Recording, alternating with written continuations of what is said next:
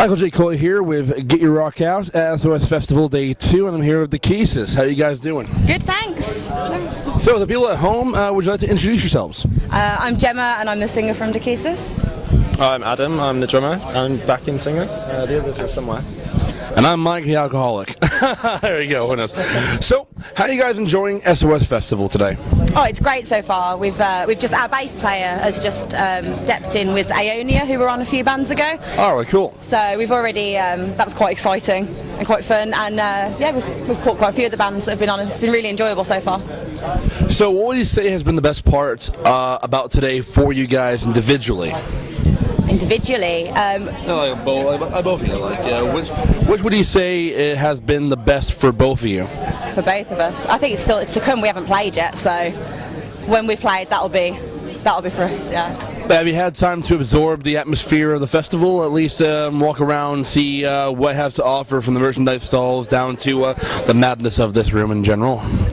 Yeah, of course. The press room's great. It's always great, isn't it? But there's a really great vibe here. There's lots of people from the metal community that we know, lots of friends we've not seen for a while. That's lots awesome. Lots of new friends yet to be made. There you go. So, good vibe. I've just been here decapitating minion biscuits with my teeth and horrifying children. So for anyone who is not really aware of what kind of music you play, what would you say is Dakesis? I would kind of say Symphony X meets Nightwish meets old prog meets new prog meets... In a more fun way, we could do like...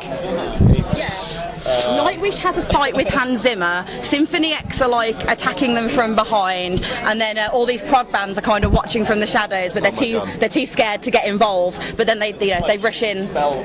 Yeah, they're wizards. From the sidelines. So that's giving you a good visual. So okay, so to put it clearly, we're looking at Blind Guardian in the back trying to actually cast spells, and Iced Earth in the back being like, "Oh shit, what's that?" Yeah, you know, we're a power metal band. If you know, that's awesome. Right, with a lot of progressive influences, a lot of classical music and symphonic influences. I do love that. I mean, honestly, when it comes to power metal, I'm a massive fan of Camelot, and when it comes down to my progressive stuff, I've always been more of a guy for Rush. Rush. Oh yeah. So, for both of you here, this is a question for both of you to answer on your own part, of course.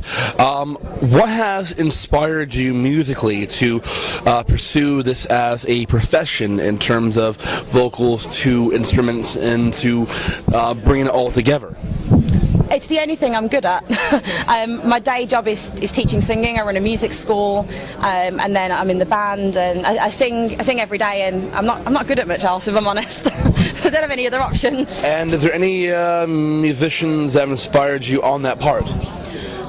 Yeah, every musician I meet inspires me somehow. I mean, we've all obviously got musical influences, and mine have ranged from, you know, musical theatre performers through to your standard kind of. I love Floor Jansen, I love Bruce Dickinson. You know, great, powerful Dio metal vocalists. Bombastic vocalists. But yeah, huge theatrical bombastic vocalists. Awesome. Yourself, Sam? With the drums, all the prog stuff basically. I'll admit I'm a massive Phil Collins fan when it comes to the drums. Really?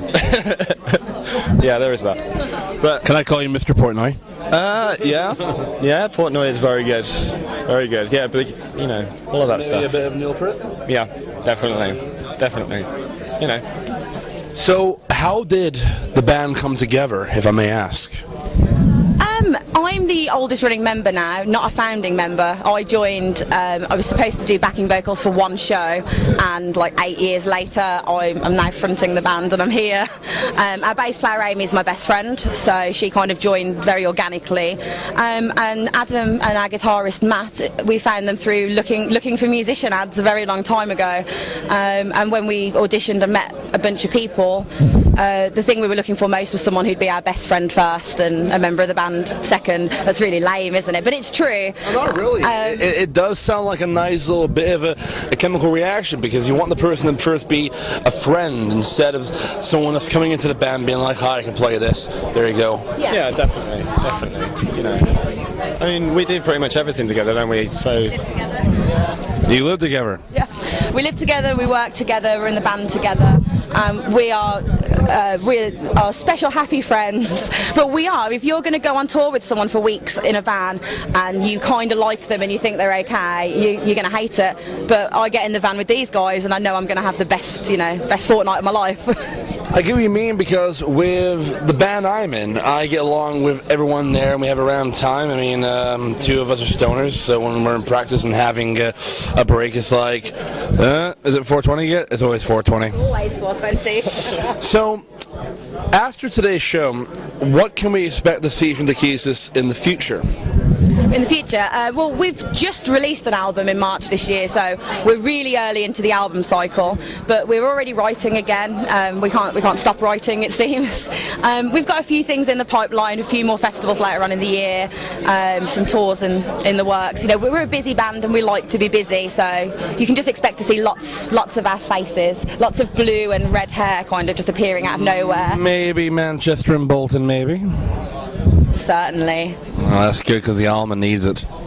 We played the Alma on a tour just before Christmas. We had a great night. Yeah, I used to go to university around there, Bolton University. I was doing programming. How was your local? To a degree, I prefer the Grand Central more just because it's bigger and honestly there's a lot of people there you can actually recognize, familiar faces of all kind. Yeah. We do have the Sophie Festival that's in Manchester coming up later on in the year. Is that by a chance the one in November? Yes. You're gonna love this. I'm the PR guy. Oh, there we go then. There you go. I was wondering. Yes, I'm the PR guy that helps out the Sophie Fest. So look out in November because there is Footprints in the Custard happening. That is going to happen, and there's some great bands on the lineup. I saw South Sword, really good friends of ours. They got announced recently. Yeah. And, we went on tour with them at the Alma. That was that tour. So. And we do have Colibus now headlining. Oh yeah, definitely. So, when it comes to shows beforehand, what would you say you do beforehand if you're nervous? Do you guys ever get nervous before a show? And if so, do you find that there's something you can do to relax yourself beforehand to at least help confront that kind of audience? It's got to be the G word, hasn't it? Gin word. We in Dakesis are keen gin enthusiasts. So occasionally, we're not a big party band before we go on. We're a big party band after. So we'll have a quiet drink. We're together. So if we've got a big show, we're really nervous about it. We just sit together and talk and do the kind of pre-gig rituals, because girls, we've got to put our faces on and do our hair and put our costumes on, and when you reach to kind of like an hour to showtime, once you've warmed up and you've gotten ready, it's pretty much you've got to go, and there's no time to be nervous and things like that. So it's just a case of kind of you get on with it, really. Yeah.